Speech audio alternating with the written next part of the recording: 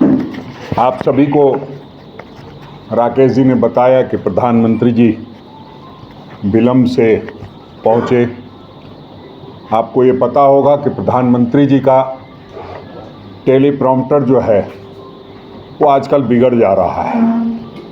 पिछले दिनों देखा आपने किस तरह से टेलीप्रॉम्प्टर के कारण एक घटना घटी और उसमें उन्होंने जो आदरणीय राहुल गांधी जी बराबर अडानी और अंबानी के बारे में कहते हैं, उन्होंने भी कह दिया। तो दिल में तो उनकी बात है, लेकिन टेलीप्रॉम्प्टर में जो सेट रहता है उसी पर बात करते हैं। आज उन्होंने उड़ीसा में ये भी कहा कि नवीन पटनायक जी को ये नहीं पता कि किस जिला का क्या कैपिटल है, तो निश्चित रूप से वहाँ भी गड़बड़ हो गया था। तो प्रधानमंत्री जी उसके कारण यहाँ विलंब से पहुँचे हैं। अब जब टेलीप्रॉम्प्टर गड़बड़ हो जाता है तो प्रधानमंत्री जी कुछ भी बोलने लगते हैं।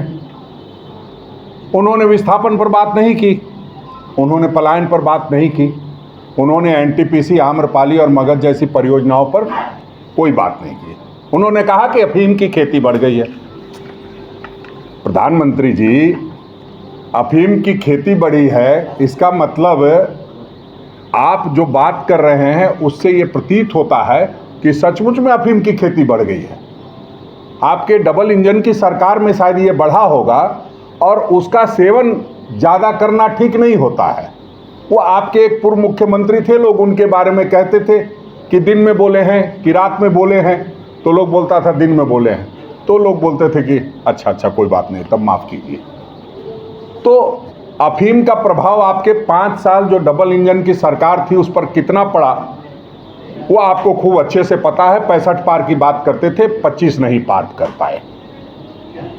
एक बार फिर से आप इधर उधर की बातें कर काफिला क्यों लूटा ये बताना नहीं चाहते।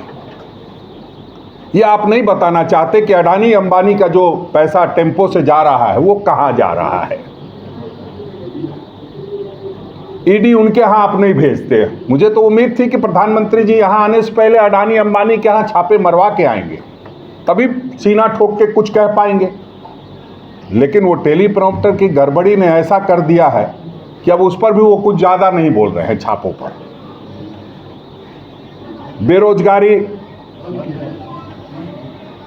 भय, भूख, भ्रष्टाचार, इस पर वो कोई बात नहीं करते।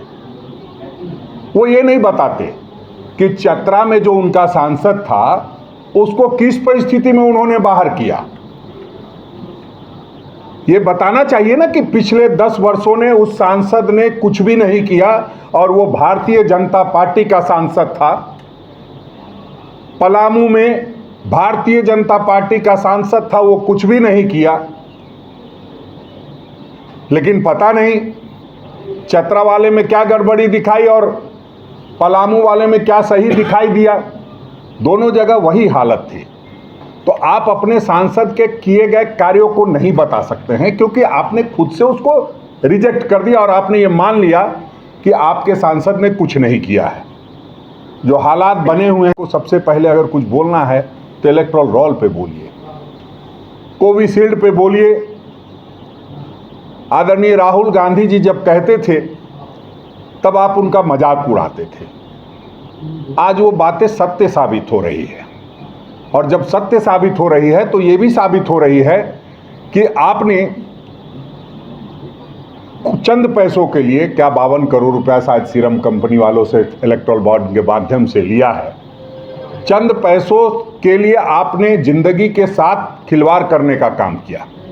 जब हमारी सरकार झारखंड में जिंदगी भी और जीविका भी दोनों देने का काम कर रही थी, उस समय आप वैक्सीन लगवा करके और उससे सीरम कंपनी से 52 करोड़ रुपए वसूलने में लगे हुए थे। तो हम समझते हैं कि प्रधानमंत्री जी क्या कह रहे हैं, क्या समझ रहे हैं और कैसी कैसी बातें करने लगे हैं। निश्चित रूप से ये उस बात का संकेत है कि जो 283 सीटों पर चुनाव हुआ है उसमें मात्र 43 सीटों पर उनकी बढ़त दिखाई दे रही है, और जिसके कारण अब उनको सहारा लेना पड़ रहा है। हिंदुस्तान, पाकिस्तान, असमसान, कब्रिस्तान, इस तरह की बात बोल करके वो कहीं ना कहीं ध्रुवीकरण कराना चाहते हैं तुष्टीकरण की राजनीति करके। अब आपने देखा यहां पे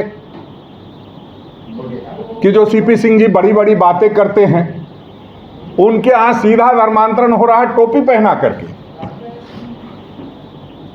उड़ाव को टोपी पहना दिया, महतो को टोपी पहना दिया। अरे जब देश को, पूरे देश को प्रधानमंत्री जी टोपी पहनाने निकले हैं, तो आपको क्या आफत पड़ी है जो आप यहां लोगों को टोपी पहना करके और उसको बता रहे हैं कि अल्पसंख्यक समुदाय के लोग भाजपा की सदस्यता ले रहे हैं। इसका मतलब यह है कि अब आपका किसी पे भरोसा नहीं रहा और आप समझ गए हैं कि बगैर इन वोटों के आपका काम नहीं चलने वाला है, क्योंकि कहीं आपको कोई वोट नहीं देने जा रहा है। तो इसलिए आप इस तरह की गंदी हरकत कर रहे हैं। मैं समझता हूं कि प्रधानमंत्री जी, रक्षा मंत्री जी, गृह मंत्री जी और पता नहीं कितने मुख्यमंत्री लगाए हुए हैं। मुझे जो सूचना मिल रही है, ये मिल रही है कि नुक्कड़ सभा और नुक्कड़ नाटक का भी आयोजन किया जा रहा है।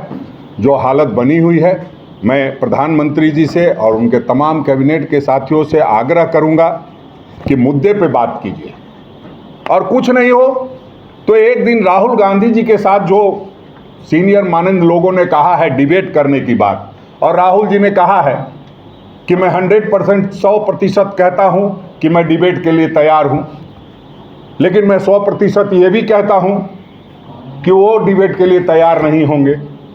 तो मैं इस आपके इस प्रेस कॉन्फ्रेंस के माध्यम से, जो राहुल गांधी जी ने उनको चैलेंज किया है, प्रधानमंत्री जी से गुहार लगाऊंगा कि आप स्वीकार कीजिए, और एक बार कम से कम राहुल गांधी जी का सामना नहीं कर सकते तो एक बार प्रेस का सामना कीजिए। संवाददाता जो सम्मेलन होता है वो एक बार करके दिखाइए, तभी पता लगेगा कि आपने मुद्दों पर काम किया है या मुद्दों से भटकाने का काम किया है। मैं बहुत कुछ नहीं कहूँगा, मैं समझता हूँ इतना काफ़ी है। आप लोग अगर ईमानदारी से देखेंगे तो उनके बाद आप खुद से निकाल सकते थे, लेकिन हम लोग को एक दायित्व है कि आप लोग को बताने से कुछ ज़्यादा अच्छा आ जाएगा। वैसे तो जितनी बातें कही है तमाम मित्रों ने अलग अलग उसका काट बताया है, लेकिन मैं जानता हूं कि अपने से आप लोग कितना कीजिएगा, उस निमित्त मदद करने के लिए आया हूं। और मैं चाहूँगा कि इसको प्रमुखता के साथ आप लोग शामिल करेंगे अपने अखबार में, अपने चैनल में। और मेरे साथ राष्ट्रीय प्रवक्ता ज्योति कुमार सिंह जी भी हैं। एलीट इंस्टीट्यूट, अगर आपके अंदर चाह है तो एलीट आपकी राह है। IIT हो या मेडिकल, आप चाहते हैं अपने आप को उत्कृष्ट दिखाना, आप चाहते हैं खुद को एक IITian के रूप में दिखना या मेडिकल के क्षेत्र में आगे बढ़ना, तो एलीट आपके लिए एक बहुत बड़ी ताकत के साथ आपके सामने है। आइए, खुलिए, बढ़िए, पहुंचिए। Elite institute.